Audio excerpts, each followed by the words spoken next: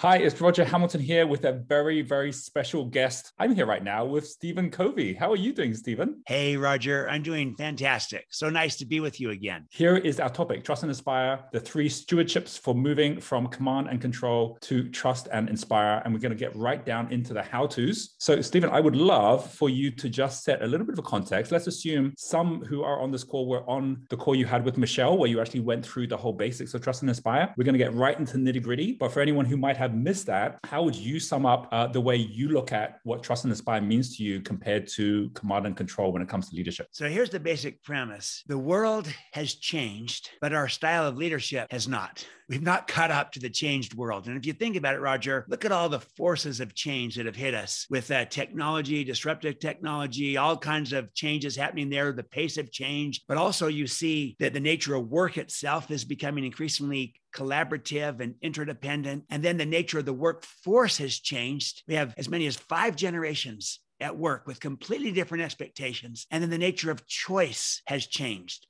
We've gone from multiple choice to infinite choice, and people being able to work from anywhere. Suddenly they have choices, options like never before. And all these changes kind of have converged and changed the dynamic such that if I'm a leader, if I'm an entrepreneur, if I'm running a team or an organization, there's 2 imperatives that have emerged from all these changes hitting us. And the first is the need to build a great culture so we attract, retain, engage, and inspire the best people. We win the war for talent. I call that win in the workplace. And that's harder today than ever before because of the great resignation.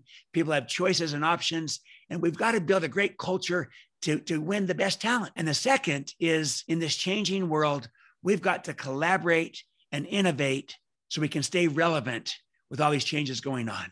And you got to collaborate and innovate in this new world. And I call this win in the marketplace. So those are the 2 imperatives: win in the workplace, win in the marketplace. And we can't compete in those 2 areas with the old way of leading, the old style of command and control, that maybe we become better at it, more sophisticated, more advanced, more enlightened command and control. But you can't command and control your way to collaboration and innovation. You can't command and control your way to a great culture. We need a new way to lead in this new world. And I'm calling it trust and inspire. So that's the basic premise. Okay, very good. And I think this is what's most interesting about just the fact that the speed of everything has moved so quickly. I think everyone, even 10, 15 years ago, would have said, oh yeah, for sure, like hierarchy structures, large corporations, the days are numbered because us entrepreneurs, we're going to show up and we're going to be far more nimble.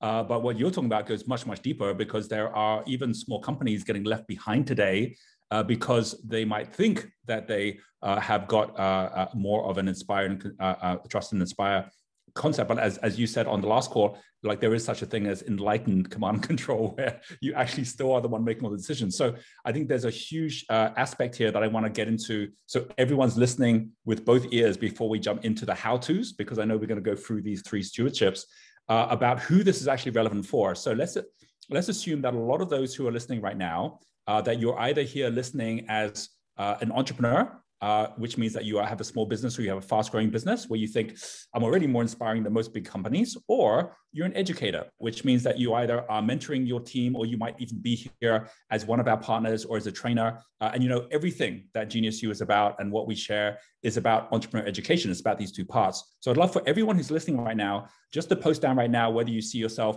as an entrepreneur, an educator, or both, so that we can kind of see those comments going.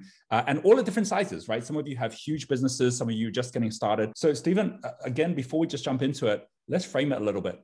Let's talk about, first of all, the entrepreneur that might be listening right now. They might say, look, I don't have a huge team at the moment, so this may not be relevant for me right now, right? Like Stephen's used to working with big multinationals. Maybe I'll come back to this in a few years' time. But for an entrepreneur, clearly trust goes way beyond just those who are in the leadership team, right? This is about your partners, if you have partners out there. It's about your customers. It's even about your investors, if you have investors. Could you share the ways in which someone maybe 10 or 15 years ago who might have been taking for granted the fact that their customers trust them, their partners trust them, and now are finding all this slipping away, what is it that they can understand about why this is an imperative now? It's not just It's just a nice to have. It's a must have that they actually shift their thinking, and why it is that people might be slipping away because that trust is eroding without them even realizing this is happening right now. Great questions, Roger, because I like to put it this way, that the biggest barrier to becoming a trust and inspire leader is that we think we already are one. We think we're already there. And in many ways, what's happened is we've just become more sophisticated, more advanced. We've moved up the continuum and we've moved into an enlightened command and control. So we're better at it. We're more advanced, more sophisticated. We bring emotional intelligence into it. We bring mission into it. But our paradigm, our mindset still is too much rooted kind of in the old model of I'm the boss, I'm the leader. And so then, position and that's deeply scripted in us. And that's true for entrepreneurs. It's a natural scripting, especially for an entrepreneur, because we understand our market, we understand the opportunity, and we kind of think, I can do this. And one of the biggest challenges for entrepreneur is the mindset that, that it's your greatest strength can become your greatest weakness. Your greatest strength is that you see the opportunities and the possibilities and that you can do this. And that mindset is great. It helps you, give you the courage to move forward and the strength and the resilience to take things on. But it also can become your weakness if that becomes the dominant way in which you view the world in building relationships, a team, a culture, customers, partners. If the basic paradigm is kind of a command and control one, which is I'm the leader and you're the colleague, the peer, the subordinate, whatever it might be. That's if the mindset is what I can do for you, right? Then that's still transactional. Now that's better than what I can do to you. That's, Neanderthal and authoritarian command and control. What I can do for you sounds good, right? But that's still transactional. And that's a command and control mindset. The trust and inspire mindset is what I can do with you. Motivation is extrinsic. It's external, carrot and stick. Does motivation work? Sure. It motivates people to get more rewards. But you got to keep feeding the beast, if you will. Trust and inspire is intrinsic. It's internal. It's inside of people. Our job is to breathe life into what's already inside of them, to ignite the fire within. That can burn on and on and on beyond providing more incentives along the way. And that's true not just of your own people. It is clearly true with your own people, but it's even true in building relationships in the marketplace with distributors and suppliers and with partners. And it's clearly true also with customers. It's not just what I can do for you, it's what I can do with you. And that mindset of inspiration changes everything. That's such an important part. And I really hope everyone's really getting that this difference of transactional to transformational, that you're not coming to say, I have an agenda, so what's yours? You're saying, hey, what is this co-creation of what happens together, right? Like, it's not just you, it's not just me, but it's what we can be doing. And so many customers today, they love the fact that you are not trying to prescribe a product to them that you want to sell to them, but you're finding out what they want. And then you're creating something new that's coming out of that. Or the new project or plan isn't something that you just already wanted your staff to do, but there's something that they had a chance to actually come up with and grow with as well. And if we just take that concept, which is the trust that has to come from knowing there's unknowing, knowing that what you've got by actually being this kind of a leader, you don't know exactly what the outcome is going to be because it's going to be a co-creation. Can we take that for a moment to the second group of people that we also have here, who are the educators? Because this is one of the most huge things happening in the education crisis right now. And it's not just happening at the primary school, university level. This is happening at the corporate training level, where you have, again, it's like this idea of a prescription of, okay, you need to learn these particular things, as opposed to, well, what is it you'd like to learn? Like, what is it that actually is going to actually make you a better human being? I need to learn about you before I can even teach you what it is that you need to learn. What would you say that this whole concept of trust and inspire could do if it was actually adopted by the entire education system that we have today? It would absolutely transform every aspect of it, because it's a different in kind mindset. It's basically moving from mechanical or mechanistic mindset to an organic, a gardener mindset, that the power is in the seed. And I'm a gardener trying to create conditions for the seed to flourish But the power is not in me, the gardener. The power is in the seed. That's where the growth takes place. And I'm trying to create the conditions for that to happen. And as an educator, whether it's in traditional education of trying to educate students in public schools and colleges and universities, or an educator working as a coach in organizations and in corporate training, the whole premise is I'm trying to see the greatness inside of people. I'm trying to communicate the greatness so that they can see it themselves. I'm trying to develop the greatness so that they can become truly great in their capabilities and their talents and their expertise. And then most importantly, I'm trying to unleash the greatness and let it be applied to what people can do. And if we saw students this way, if we saw colleagues and peers and those that we're working with this way, that they have the inherent power is in the seed. And my job is to create the conditions for this seed to flourish and to prosper. Imagine what that could do to unleashing the capabilities and the potential of people.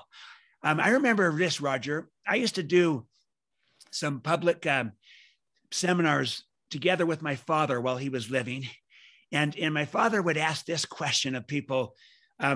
He would start a session and he would say, how many of you believe that the vast majority of the people inside your organization have far more creativity, ingenuity, intelligence, energy, and power than their current job requires or even allows them to contribute? And almost every hand in the room would go up. Everyone feels there's far more capability inside of people. And, every hand would go up. And then he would ask, and how many also feel that you're under pressure to do more with less? And again, almost every hand would go up. And the question is, why this huge gap? Kind of like, this is obvious that there's more capability inside of people, and yet we're not unleashing it. We're not recognizing it. We're not developing it. We're not applying it. And yet it's in front of us. And that's the idea behind Trust and Inspire, is to see the greatness, to communicate the greatness, to develop it, to unleash it. And that is so vital for any educator. It's a starting point, as well as for an entrepreneur, is how I see the potential, the possibilities. So Trust and Inspire is all about seeing the possibilities, whereas Command and Control is about minimizing risk. And Trust and Inspire is truly transformational. Command and Control is far more transactional. Trust and Inspire is about innovation and creativity versus, managing incremental change. So different in kind in how you approach it. Absolutely. Absolutely. I want to just add 3 elements to what you shared just then, because just even the way you share it is so inspiring. The first one is I am fully committed, as is our whole team, to making sure that we are creating a movement and an entire education system which is based on trust and inspire, because that's what the world actually needs right now at every level, not just for kids and students, but actually adults need this as well. And a lot of the people in the whole Great Resignation, where they're all leaving their jobs they know they don't want, they're moving away from what they now know is not allowing them to be their full self. But they still are searching for what is the new thing, right? They're still looking for that, which is why this education is so important. And that commitment is so important. And if anyone listening to this, you believe the same, post it in the comments, because we'd love to hear from you that you actually believe that we need a change in the system as we go forward. I think the second thing I wanted to say was you and we met at the Transformational Leadership Council. That was set up by Jack Canfield and John Gray, and a lot of the transformational leaders, where they themselves were looking for the right process to be able to actually go out and share very much this whole idea that transformational education is where we really need to move, especially for entrepreneurs. And for those who do not know, because we're assuming that you all know, Stephen Covey is the son of Stephen Covey Sr., who wrote the 7 Habits.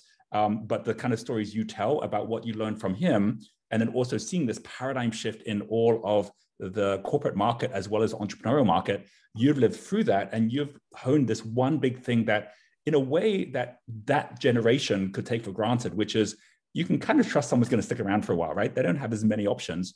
You really picked that one thing, which was trust, which was the glue that links all this together, both self-trust, but also trust of others as well. So that's the second thing I just wanted to say. But the third one was really more of a question as we get into these 3 elements.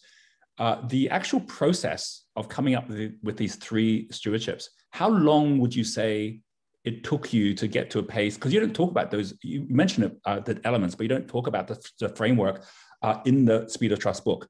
So how long did it take you to realize that it was really these three very, very important things that every one of us had to apply in a very structured way that would allow us to get to this trust that we think we have but don't have? About 15 years. About 15 years of applying this, and is all the work I've done with Speed of Trust, which is really meaningful work because it helps people build high trust teams, high trust cultures. And it's foundational to the kind of trust and inspire thing we're talking about. But what I realized is, Roger, unless you shift the paradigm, all you're doing is making incremental progress within a limited paradigm. Within the framework of kind of command and control, I've just become more enlightened in my command and control, but I haven't shifted the paradigm to trust and inspire, where you cross the chasms, if you will. And, you start with a fundamental belief that people have greatness inside of them. So my job as a leader is to unleash their potential, not control them or contain them. And that people are whole people, body, heart, mind, spirit. So my job as a leader is to inspire, not merely motivate. These are the types of paradigm shifts you need to make your fundamental beliefs. And really, it was kind of a 15-year process of becoming more clear that until you shift the paradigm, for too many, they're still working within the old, the old framework. And it's becoming increasingly clear that that's becoming less and less relevant in our new world of work. And we're becoming more clear that we need to move from that. We're not as clear as to what we need to move towards. So almost everyone would say, yes, we need to move away from command and control. And towards what? We got to name it. We got to describe it. We got to label it. We got to give a methodology and a process so that we can help people do it. Otherwise, we're so deeply scripted in our command and control that we'll just move to that more enlightened, sophisticated command and control in the old, limited, flawed paradigm. So we need a new paradigm, a new way of thinking. So it's a 15-year process. And then the last 5 years in particular, I've been really working on this, wrestling with this, collaborating with my team to to name it, to frame it, to describe it, and to build out both the fundamental beliefs, which is the paradigm, as well as the clear stewardships. That what you do, and even the name stewardship is the whole idea that leadership is stewardship. It's a job with a trust. Any leader, and that's an entrepreneur, it's an educator, you're a leader. Leadership is a choice, not a position. Any leader begins with stewardships that are inherent, implicit to leadership itself. And that's where the three stewardships came from. That is the kind of leadership that is needed today. This new way to lead in this new world, this trust and inspire approach instead of command and control approach. So that it's really been a journey to get there. And it's culminating with this book coming out in 6 months. And I'm excited about the micro school because that's a chance to kind of give a sneak preview, a deep dive into where we're going in this new kind of leadership that's so vitally needed today. Very, very exciting. Very exciting. And by the way, for everyone listening, I'm going to show you exactly how you can get yourself a copy, a pre-order of the book, which we will buy for you to actually have so that you're one of the very, very first to actually read this book when it actually comes out. And let's give everyone a taste of exactly what these free stewardships are. What I'd love to do, as well as just giving my take, first of all, from the outside, having listened in on everything you've been saying, and also hearing from Michelle as how we're already applying these tools so everyone can see how we're using this, because we thought that we were already in Trust and Inspire. And then after really understanding everything that Stephen was saying, we realized actually we're not. We're just kind of at some level of enlightened command and control still. And I want to explain exactly why we came to that conclusion and why it's so important for us to go through everything that Stephen is sharing right now. So we learn this ourselves as well. And then what I'm going to do, Stephen, is ask you to just walk through each of these three stewardships as well.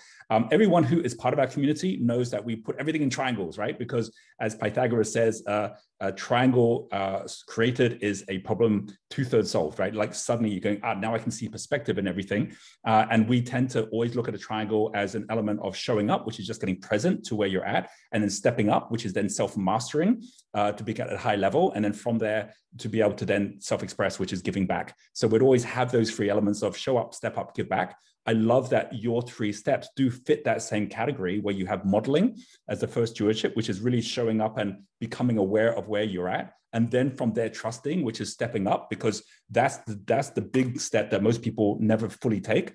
And then you've got the whole inspiring side, which you can't truly do unless you're truly trusting. So you're kind of like half doing it, but people know they're still painting towards your vision in terms of the whole vision as well.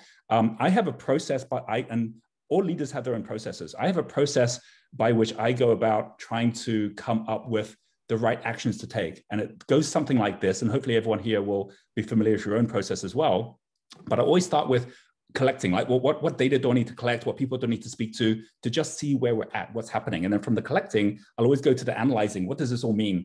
And then from there, I'll then go to some kind of learning. Oh, there's a new insight or something that I get out of this. Then I'll get to the decision and then the action. And if I'm just on my own doing it, then as all of us, we can go through that process. And usually we do it unconsciously. You start creating a team, it gets really complex, because you say, well, I've got to delegate some of this piece. So which part will I delegate? And most people, especially in command and control, delegate the very last part, which is the action. It's like, I've done all the other pieces, I've collected information, I've analyzed it, I've learned what I need to learn. And so here is now my decision, go act on my decision. And we think, well, that's clearly command and control, and I don't want to be in that environment. So we say, okay, let's actually be at a point where we can delegate another part of that. And for some of us, we go and delegate the collecting part, or maybe even the analyzing part. And I thought I was already at a Trust and Inspire when I was there saying, well, I'm making some pretty major decisions here. But I'm letting the team decide, what is the learning here? What's the biggest thing that you got out of the collecting the data, learning about it? Okay, what are you going to, now you're going to go and act on it as well. But almost always the biggest decisions, not the small ones, but the really big ones, I would still be the one that was making that. What I really saw from what you were saying was, if you do a really good job on the trusting, then the entire process, even through to make the decision and then act on that decision, can happen outside of you being the one that's trying to still command. And then you're really in this nurturing stewardship role, which is so much more important. So that was my experience of that. And as a result, I had a conversation with our team very recently, a couple of months, or maybe it was even just a couple of weeks back, where we were talking about all the complexity that happens with things when they grow, and especially with the speed of things growing. And what we did was we talked about, when was that time when we were truly in a flow state, when we just were trusting, when everything was in flow, because we actually were able to do all the pieces that allowed us to feel truly empowered without having to go to report some part, because we were then getting that part getting taken away from us by someone else having to go do that part. And when we actually got to where that was, we started getting ourselves back to, how do we put ourselves all in positions where we can actually then flourish by being able to inspire ourselves, and then from there inspire everyone and it all came back to the trusting.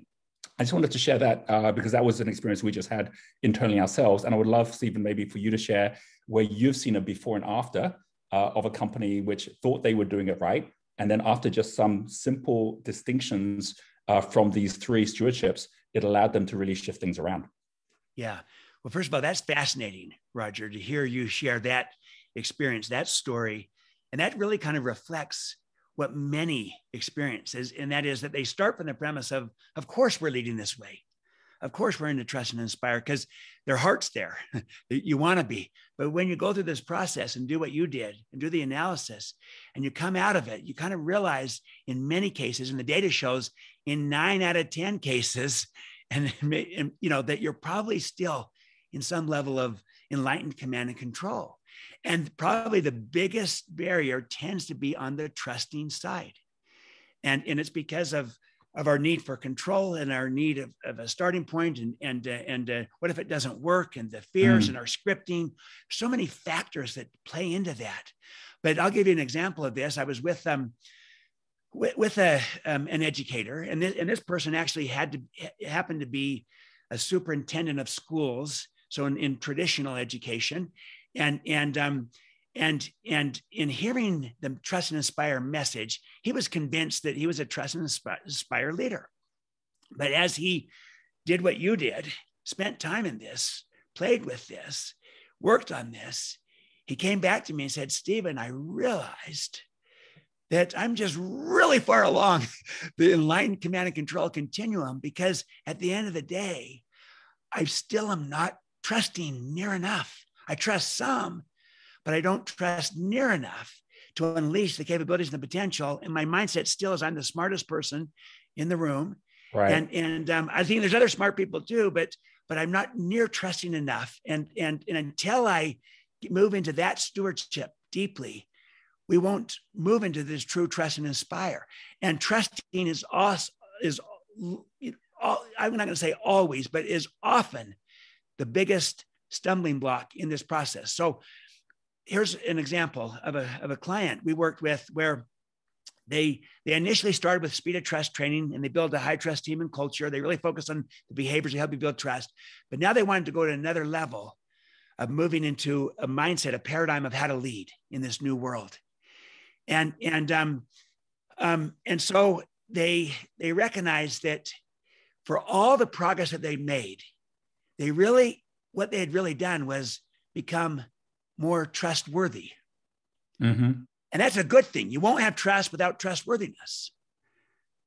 But they realized their biggest stumbling block was to become trusting, because you won't have trust without being trusting. Someone has to give it to receive it in order to return it. There's a reciprocity of trust and of distrust. And as I worked all around the world, I find the number one reason why employees don't trust their leaders is because the leaders don't trust their employees. Right. And the employees reciprocate the distrust back. Same with partners, even with customers. And so becoming trusting is often the biggest block. And so they focused on truly challenging their mindset, their paradigm of becoming more trusting. And the key is, this is what we focus on this stewardship, is the need to create the agreement of clear expectations. So you clarify expectations and agree upon a process of accountability. You practice accountability. And when you up front create an agreement of clarifying expectations, practicing accountability, these two principles put place into an agreement of what you establish together, it enables you to become far more trusting than you ever might have thought was possible, because you're not going to lose control. You built an agreement, and you don't have to micromanage. The agreement governs, not a person hovering over. No, you built an agreement of how you're going to be accountable against this, and people report back on how they're doing against the agreement you mutually established together. And it's self-governance. And people rise to the occasion, that they respond to it, they perform better. And it truly is trusting in a profound way. But it also becomes inspiring to people because they feel like they're doing this together. They're co-creating, like you said earlier, Roger, and you're co-purposing, you're overlapping individual purpose with organizational purpose. And that ignites the fire within inside of people. But the key is, I call this a stewardship agreement.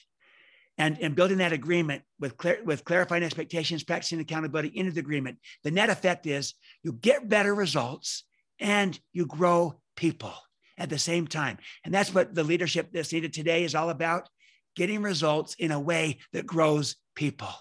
We got to perform, but we also got to build the team and the culture, got to grow the people. We got to see the greatness and unleash the greatness. And when you do both, that's real trusting. And the net effect of that will also, you can tap into inspiration in new and different ways that you can't without it.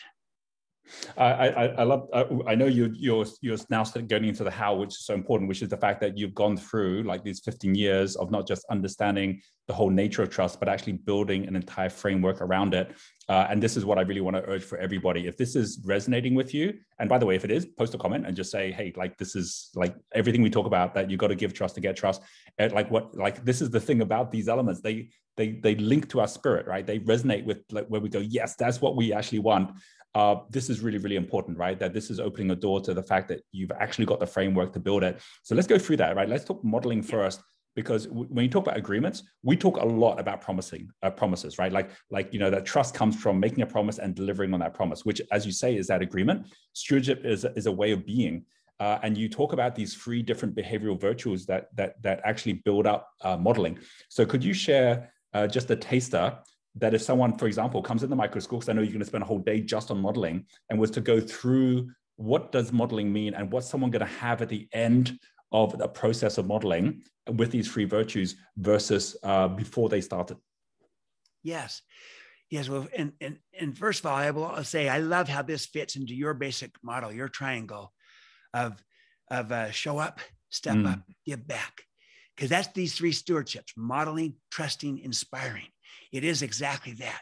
So in the modeling stewardship, the show up, the modeling, this is who you are.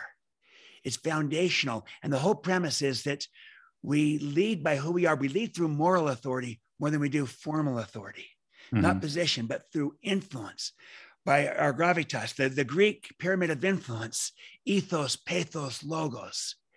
The ethos, is who we are. The pathos is the relationship. The logos is our logic, our ability to think and to connect and to bring people together. We need all those elements to come together. So the whole idea is that you look at these behavioral virtues that are especially relevant in our world today, and they're kind of paradoxical combinations or pairs: humility and courage. And we take a deep dive into why we need both humility and courage simultaneously at the same time. Humility, that there are principles that govern; courage, to do the right thing, and not just self-interested courage, but service-oriented courage, to serve others, and really how you do both, and where we are in that continuum, and how you increase and grow those humility and courage muscles at the same time. Similarly, authenticity and vulnerability. It's hard to be authentic and vulnerable in our world today, and yet that is what is going to lead to trust and what's going to inspire people. And so authenticity is that we're real, we're authentic. It's true integrity. I like to say that honesty is when your words match reality. Integrity is when your reality matches your words. You are who you say you are. You're authentic, you're real. And then vulnerability is when you let people see into you, see your authenticity. The idea of intimacy, into me, see. I can see inside. So we take that behavioral virtual pairing, authenticity and vulnerability, and help people dive deep into that, of how they can become more authentic in their leadership and how they can become vulnerable. That's a frightening thing to do. That's why it takes courage and a sense of who you are. And then we also move into empathy and performance. Again, another paradoxical combination. The empathy of deep understanding, the greatest need in our society today, but also the need of performance, of delivering, and how they're tied together as we work with people and as we model this. And the whole premise of modeling is we model the behavior. And as leaders, we go first. So we try to illustrate this and help people see where they're going first and maybe where they're not, where they're strong and maybe where they're weak, how they can grow in particular around those behavioral virtues: humility and courage, authenticity and vulnerability, empathy and performance, and other ways that they can lead out in going first. And the whole premise is that intentional influence is created from the inside out. So my job as a leader is to go first. Someone 100%. Needs to go first. Leaders go first. They take a risk in going first, but you also taking a risk when you don't lead out this way. It's the only way to lead in our world today. And the data on this is overwhelming. So at some levels, it's almost like you could almost stipulate that you got to start with modeling. And yet, time and time again, we've got to come back with it. The lack of modeling will undermine every other dimension and aspect of leadership. It will undermine the other two stewardships. But with this in place, showing up, in your words, it's going to change everything as we model the behavior, particularly around these particular virtues. Yeah, I just want to share this for everyone listening, because these are such powerful words, and this is the most magical thing about the way that you do your training, and Stephen, and it's so similar to us as well, that if you want anything to change, you start by changing yourself. So this whole modeling isn't about what do you want to achieve. It's about who do you want to be? And most importantly, who do you want to be to actually be that opening for everything to flow through, for everything to get achieved? And the challenge is we are so unconscious to how we're already influenced by the world, right? There's these three big things. I mean, one of them, which we have all around us because the media is fear. So when you're talking about humility and courage, it's an antidote to fear. Like anyone who's listening here and saying, look, I'd love to trust, but I'm fearful of trusting, right? Or I'd love to inspire, but I'm fearful of how I might be seen. This is all about the fact that it's not about overcoming the fear. It's about injecting courage, and the courage becomes the antidote to that fear. The second one, which we see all around us, which actually creates even more fear, is self-image. It's the fear of failure, it's the fear of rejection, of how will people feel about me?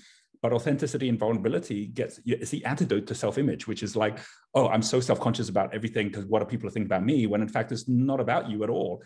And then, and especially for a leader who thinks I need to be this particular way. And that third element, which is really all about ego and positioning, which is but I must be a particular way. I must get a certain result. and empathy in performance is the fundamental. It's like if you see a football team full of prima donnas that all have got huge self-image and huge ego, and they're just not working together. Like they all know the only way they're going to work, the captain knows, is they've got to just drop the image, they've got to drop the ego, and they've got to do exactly these things. So the things you're talking about work just as well in a high performance sport as they do work in a corporation. But it's because you're actually then being part of something much bigger. And that's really, for me, what modeling is all about. For those who come in, you might start by saying, I get the theory, but what I love is that you have the tools, even the things you talk about, like the agreements, to make those things happen. So you leave with those agreements. You leave with okay, now I know what's going to hold me to a high level of courage, a high level of vulnerability, a high level of performance. And what I can then say to the team, you can hold me to this high level as well, right? Because we're all going to hold up to a high level together. Super powerful. Could you share just any distinctions from that together with the second step, which is the second of the stewardships, which is about the trusting process? Absolutely. And you said that beautifully, Roger. That's exactly it. That's how these 3 behavioral virtue pairings work to help you overcome these fears and image and the things that get in the way of becoming real and authentic. And that's why this first stewardship modeling is truly who we are. And it gives us the strength to overcome the fear and all these other scenarios that we might run in front of us. So here's how the first stewardship sets up the second one. Mm-hmm. You'll have a hard time trusting other people if at the end of the day, you don't truly and deeply trust yourself. Right. Yeah. You yourself aren't credible and trustworthy. The change has to be inside out. Modeling has to proceed, because that gives you the courage and the strength to say, yes, I can take a risk and extend trust to somebody else, because I know who I am and what I'm about. I have a strength. I don't borrow my strength from my position. It comes from who I am and from my character, my competence, my moral authority, and my authenticity. And that gives me the strength to now move forward and say, I'm going to work with people and I'm going to trust them. And I can give them the credit. I don't need to get all the credit, because I believe there's enough for everyone. And it's really a foundational element to move to trusting, because now I'm on solid ground. I know who I am. I have security, wisdom, guidance, and power that comes from that. And we try to help people do that. Now we move into the trusting. And so it's one thing to intellectually understand why trusting is a better need. It's another thing to emotionally be able to move to where I'm capable and able to far more abundantly extend trust to other people. And in today's world where there's risk and everything else, and I'm trying to do it in a smart way. It's a smart trust, not a blind trust. But that's where we focus on the things we talked about: expectations, practicing accountability to those expectations, so we can build the agreement together, but always also with the end of not just getting the result, but growing the people. Yes. And to developing the person, developing their capabilities. Because again, I'm a gardener and I'm trying to create the conditions for the seed to flourish, the powers in the seed. And so I'm constantly doing this, and trusting is what unleashes the capability.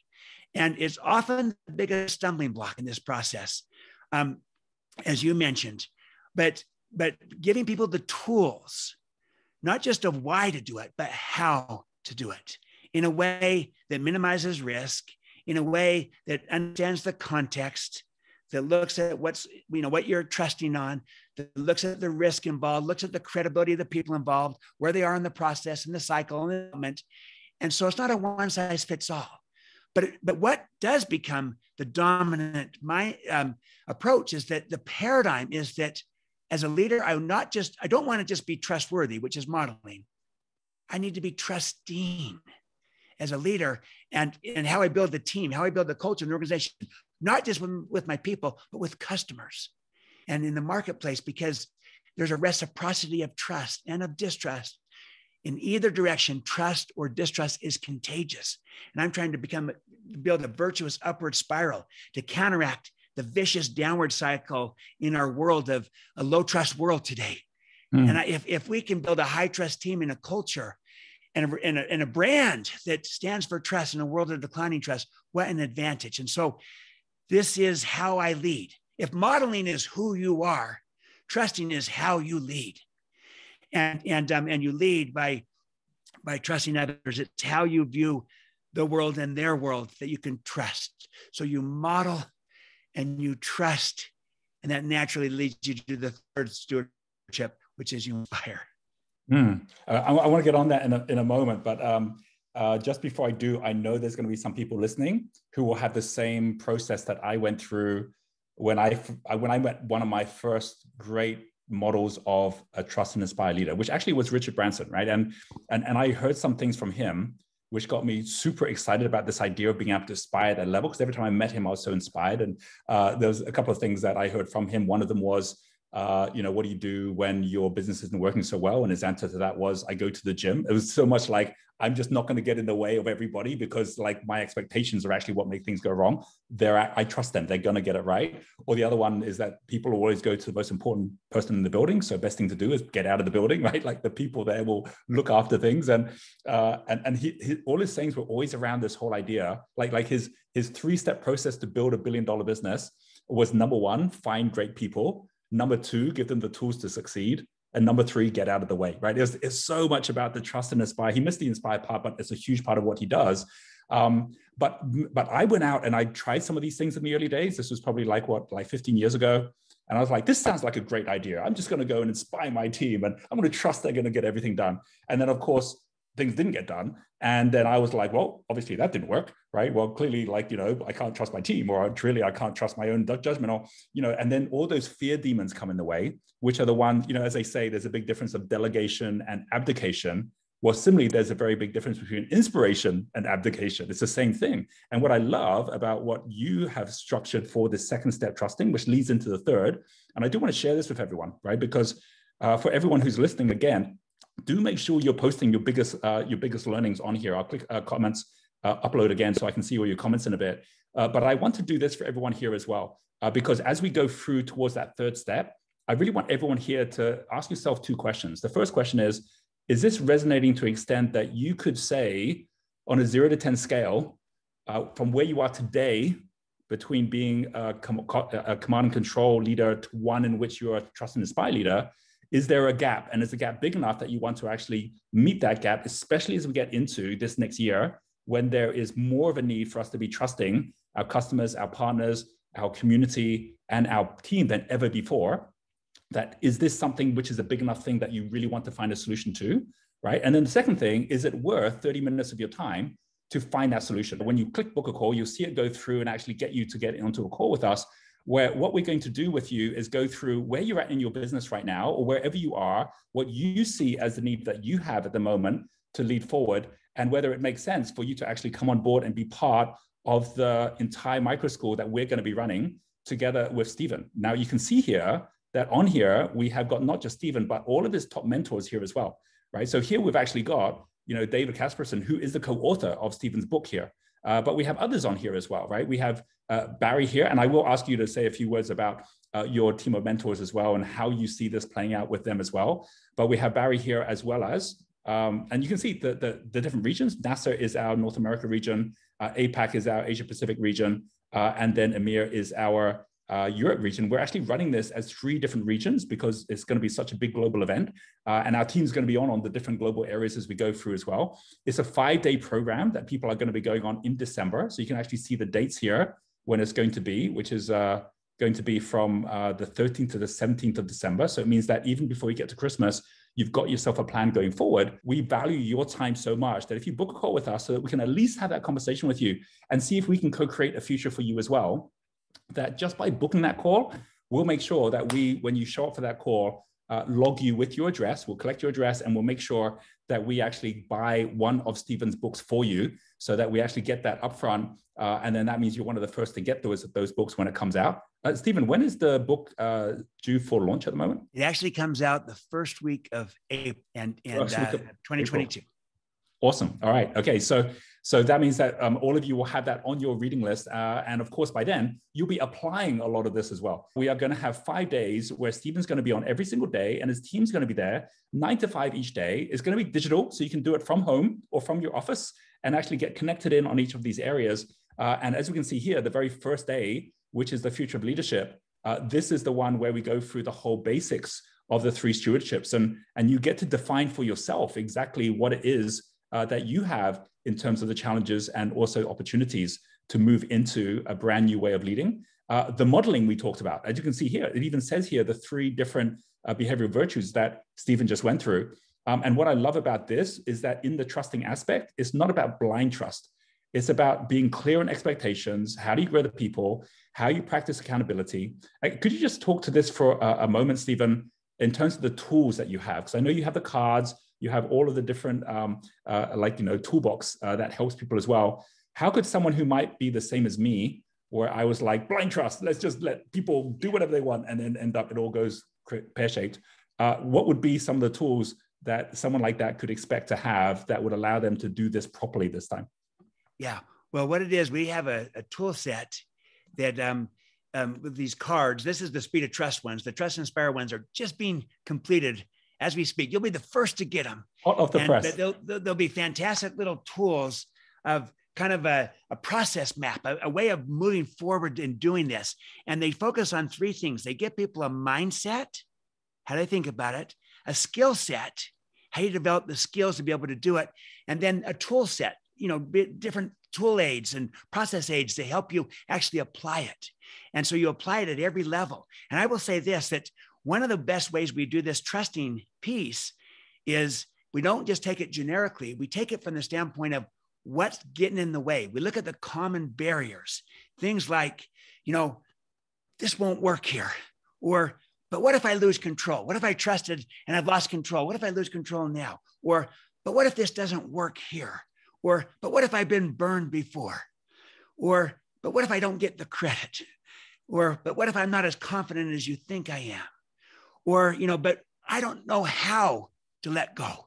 And we give people the tools of how you can take that on, a mindset, a way of thinking about it, to help them develop skills to go through it with a solution map, and then tools to apply it, to implement it, so that the net effect is that it's not just the paradigm, that you've got to start with the paradigm. But you also need to move into skills, a solution, a new way of thinking it, and then tools to apply it, to implement it. And that's the strength of this, is that it's not just theoretical, it is practical, it is tangible. Trust and inspire is a learnable skill, a learnable way of leading in our world today. And so the whole micro school is designed around giving people tools and processes and systems, as well as a paradigm. You got to do both to lead in this new world. I know lots of people who are charismatic who don't inspire. And there's other people who are not charismatic at all, who inspire enormously. You inspire when you connect with people and when you connect to purpose. Inspiring is learnable as a skill, as a competency for any leader. And this is the new currency of our times today. People don't want to be motivated. They want to be inspired. And you can learn to inspire as a leader. And it's a huge advantage. And we need to do this today. And you inspire when you model, you inspire when you trust. But we're going to go deep into how you inspire by connecting with people and helping them find their why. You find your own why, you help them find their whys. And then you connect to purpose and you co-purpose, you overlap individual and organizational purpose. Inspiring is learnable. For us as leaders, we can get good at this, and we'll give you tools of how you can do that. I'd love for you, in terms of what your final words would be for those who are here thinking, like, he had me until then, but can I really just actually get myself and my team to inspire others? And can I just take it to one other step? I think a lot of people listening will have families, but some will also have children. And I think that for a lot of us, our failures in leadership sometimes come down even to parents and kids. So to the extent that someone listening might thinking, well, what if it's possible that it is possible to show someone how they can truly inspire themselves and others? And that includes my kids as well as my team and as well as my customers. What would you say to them that would convince them that this is actually possible in terms of the structures and your experience at getting people to that point where they become a trusting and inspiring leader? I would say that this trust and inspire is a way of being. It's a way of thinking. It's a mindset. It applies in any and every context. I personally believe that the greatest value of this, as great as the value will be for your business and for your organizational work and for your advisory work and education work and entrepreneurial work, I think it will be extraordinary there. I think it'll be extraordinary at getting better results. I think it'll be extraordinary at building a team and a culture. And I don't think you could even put a value on how extraordinary it can be. And as great as that is, Roger, I personally believe that the even greater value will be for what it does for people as a husband and a father, a wife and a mother, as an uncle and an aunt, as a friend, as a neighbor, as a colleague, as a human being, as a way of seeing the world. As I've gone out for some endorsements, I've had some of the endorsers. These are CEOs of major companies. I've had recently a woman that wrote back and said, this is powerful for our business. And the single greatest application I find in this is for me and me raising my 3 children. And because this is trust and inspire. Why wouldn't we want to apply this with our kids or our nieces or nephews or those around us in our community? So that's where I think actually even the greatest value will be. And I don't want to downplay the business and economic value, because that's part of why we're doing this. That's the main reason we're doing this. But I'm telling you, this other is incalculable of what it can do for us, because that's the most important relationships in our lives. So that's what I hope people will find, that this is a better way to be, to live, and to lead. And why would we want to lead in this other way that we're so deeply scripted in that's no longer relevant, when there's a new way to lead, that we can become best in the world so that we can become best for the world? That's what Trust and Inspire helps us do. Stephen, thank you so much for just giving us the time and giving us all of your wisdom. And I know everyone who's been listening in has been inspired by this session as well. Our number one thing that we would ask you to do right now is make sure that you have posted a comment in terms of what has been your biggest inspiration on this session. If there is one thing that this is here to do, is to move you to be the highest inspiration that you can be in this year ahead, how you can be an example for everyone around you in such a way that you get out of all that fear and out of all that anxiety that comes from not knowing how to manage all the complexity, but realize that already you are surrounded by inspiring people that already are ready to step themselves up to that highest level. I want to say a huge thank you, Stephen, for this call. And we really look forward to seeing you on our upcoming micro school. Thanks very much. Thank you, Roger. I'm so excited about this. It's going to be an amazing micro school, amazing team. And it's great to work with you, Michelle, and Genius U.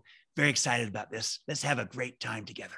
Absolutely. They had that whole cliche that save the best to last. Here we are at the end of 2021. We've had micro schools all the way through the year, and this for sure is going to be our biggest and our best. So excited for having the experience with you to be able to do this. Thanks very much, everyone, for listening and for watching, and we will catch up with you on our course and on the micro school. We'll see you later. See you all.